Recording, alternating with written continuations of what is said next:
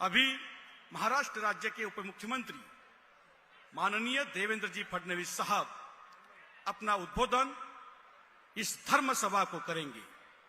माननीय उप मुख्यमंत्री देवेंद्र जी फडणवीस साहब। जय सेवालाल।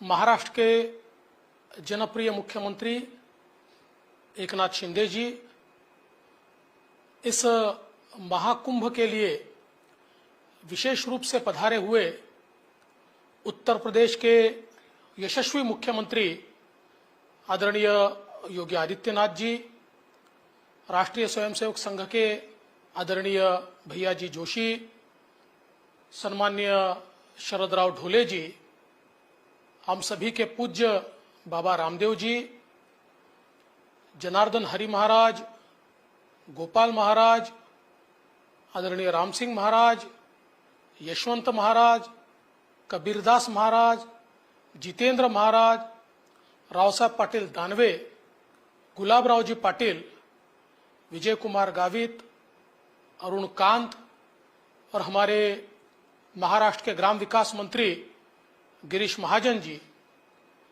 पूज्य गोपाल चैतन्य जी महाराज, श्रद्धेय बाबू सिंह जी महाराज, श्याम कुमार जी, श्रद्धेय सुरेश जी महाराज, अखिल भारतीय हिंदू गोर बंजारा व लबाना नायकडा समाज कुंभ मेळान उपस्थित संत महंत आणि मार से गोर भाई याडी बहन सेन जय सेवालाल। सेवालाल महाराज की जय। ई कुंभ मेळा ऐतिहासिक छ।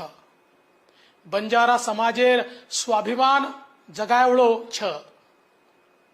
ए समाजेम संत श्रेष्ठ सेवालाल महाराज जन्मेन आयो। स्वाभिमाने ती जगेरो शिकागो। ब्रिटिश आणि निजाम सरकारे ती लड़ो। आपणो धर्म केरी ऊपर अन्याय करवेळो छे, परंतु कोई अन्याय करो तो ओन छोड़े वाळू छे। ई शिकवण सेवालाल महाराज आपणेन देगोच। म पोहरा गडेन अनेक वेळा आयो। रामराव बापून भेटो आणि वोर विचार सांभळन लीधो। ई समाज संपूर्ण भारतेम छ। एकच बोली भाषा आणि वेशभूषा ए समाजम छ। ए देशेर संस्कृती टिकायेम बंजारा समाजेर मोठो वाटो छो। पोहरा गडेम मोठो नंगारा भवन उभे रेरो छो। वोन हमार सरकार मदद की दो। दिल्ली में लखीशा बंजारा स्मारक वेणो ई मार इच्छा छो। वोर सारू म आदरणीय प्रधानमंत्री श्री मोदी साहेबे कन नक्की पाठपुरावा करू छू। ए कुंभेम संपूर्ण भारतेर दर्शन वेरो छो। ई खूब आनंदेर क्षण छो। कुंभ के इस पावन अवसर की आप सभी को बधाई।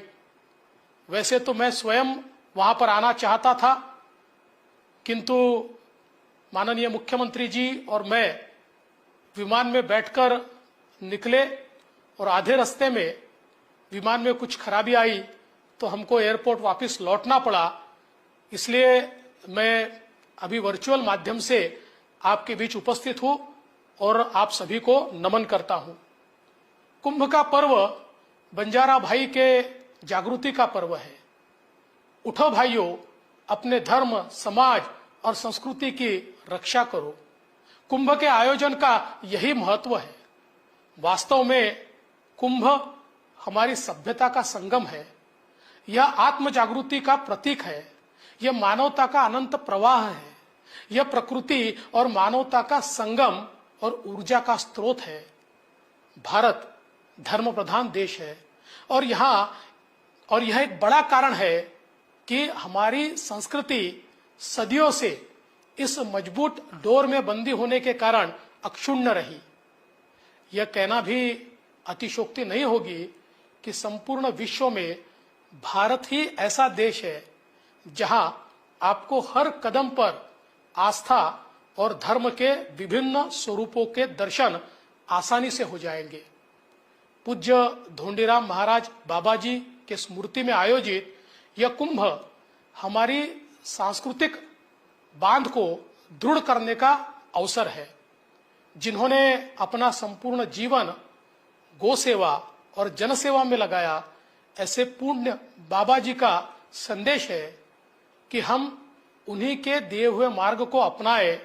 हमारा धर्म, हमारा समाज और हमारे देश, इसकी उन्नति के लिए हम सभी कार्य करें। बंजारा समाज अपने आप में एक समृद्ध संस्कृति और जीवन शैली समेटे हुए है। मोहनजोदाड़ो, मवाना नगरी, सप्त सिंधु के नायक, महान हिंदू धर्म रक्षक, जिनका हजारों वर्षों का इतिहास है, ऐसी परंपराओं का एवं संस्कृति का पालन करने वाले हिंदू, गौर, बंजारा व लबाना नायकड़ा समाज आज एक प्रकार से हमारे गौरव है। भारतीय संस्कृति के सच्चे वाहक यह समुदाय व्यापार के लिए एक स्थान से दूसरे स्थान पर जाकर पारंपरिक कला, संस्कृति, व्यंजन और ज्ञान का प्रसार करते आया है। हमारे देश का अभिसरण सदियों से जिन्होंने जारी रखा, वह हमारा बंजारा समाज है, जिनका संबंध रामायण काल से भी जुड़ा हुआ है। भारत में आज प्रमुख राजमार्ग पुराने लमाण मार्ग है। कुछ ऐतिहासिक ग्रंथों में इन लमाण मार्गों का उल्लेख भी हमको देखने को मिलता है। पूरे भारत में हमारे समाज ने तालाब, कुएं और सराय बनवाए, जो आज भी उपयोग में आते हैं। इतिहास कैसे बाबा लखीशाह बंजारा जी के योगदान को भुला सकता है।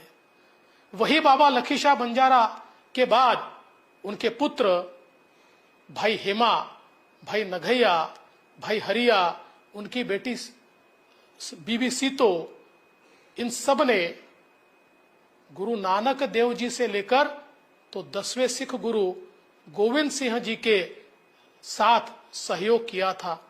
जिस समय मुगलों का आक्रमण हो रहा था, ऐसे समय बाबा लखीशाह बंजारा जी ने जिस प्रकार से हमारे सिखों के गुरुओं की सेवा की, मदद की और उनके साथ मिलकर लड़ाई की, इसी के कारण आज हमारा धर्म यहाँ पर जीवित है। इतना ही नहीं तो सिखों के गुरु जिनकी दिल्ली में हत्या कर दी गई, ऐसे गुरु तेग बहादुर जी, इनको जब एक प्रकार से भरे चौक में फांसी पर लटकाया गया तो उनका देह वापस मिले, इसलिए लखीशाह बंजारा जी ने मुगलों के साथ युद्ध छेड़ा और उनका देह वापस लाकर और उसके ऊपर अंतिम संस्कार ये लखीशाह बंजारा जी ने किया। आज जिस प्रकार की दिल्ली हम देखते हैं, इसमें लखीशाह बंजारा जी का बहुत बड़ा योगदान है। दुनिया का सबसे बड़ा किला ये लखीशाह बंजारा जी ने तैयार किया। 4 लाख लोगों का तांडा लेकर लखीशाह बंजारा चलते थे और पूरे भारत में उन्होंने सराय निर्माण की, जिसके कारण व्यापार करने वालों को एक बहुत बड़ा फायदा मिला। लखीशाह बंजारा एक ऐसे व्यक्तित्व थे कि जिन्होंने 100 साल तक उनकी जिंदगी थी और उम्र के 95 साल सिख गुरुओं के साथ वो लड़े। इसीलिए गुरु ग्रंथ साहिब में, गुरुबाणी में आज बंजाराओं का उल्लेख भी होता है और बहुत सम्मान के साथ उल्लेख होता है। एक इस प्रकार की बहुत बड़ी परंपरा हमारे बंजारा नायकों ने हमारे इतिहास में दी है। स्वतंत्रता संग्राम में इस समुदाय का महान योगदान ब्रिटिश विरोधी गतिविधियों को रोकने के लिए भी रहा है। अंग्रेजों ने इस समुदाय को अपराधी बना दिया, लेकिन मुझे खुशी है कि आज जिनको अपराधी माना था, हमारी भारत की सरकार ने स्वतंत्रता के बाद उनको क्रिमिनल ट्राइब से बाहर निकाला और आज देश के विकास में वो योगदान दे रहे हैं। बंजारा समाज ने नमक कानून का विरोध भी किया। बाद में 1930 में महात्मा गांधी जी के नेतृत्व में बंजारा समाज ने नमक कानून उन्मूलन के लिए बड़े स्तर पर आंदोलन किए, लेकिन अब स्थिति बदली है। गौर बंजारा समाज में कुछ चुनौतियां भी सामने आई है। इसमें अन्य धर्म का प्रचार, ये बात भी बहुत महत्वपूर्ण है, जिसकी ओर समाज का ध्यान मैं आकर्षित करना चाहूंगा। बंजारा समाज में एक कहावत है, करो मसलत न तो गफलते मां फसगत, चर्चा करो गाफिल रहोगे तो नुकसान होगा। धर्मांतर के इस विषय की गंभीरता की चर्चा, यह भी इस कुंभ का विषय है।